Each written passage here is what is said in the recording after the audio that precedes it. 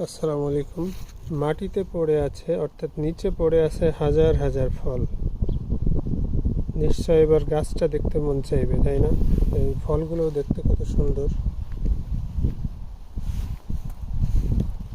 এখন গাছটা দেখি আমরা। এই যে গাছ, কতটা সুন্দর হতে পারে একটা গাছ এই ফলগুলো সহ। এটা গাছটা না দেখলে বোঝা যাবে না। আল্লাহর সৃষ্টি যে কত সুন্দর, আর এই ফলগুলো কিভাবে ধরে আছে। এটা অনেকটা আপেলের মতো দেখতে লাগে, প্লামের মতো লাগে, বাট এটা প্লাম কিনা আমি সঠিক জানি না।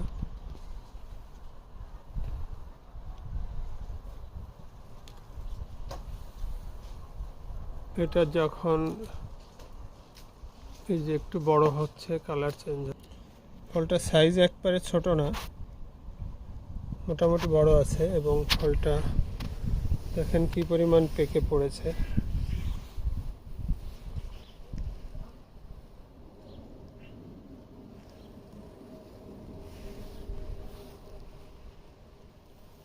আর গাছে কি পরিমাণ আছে।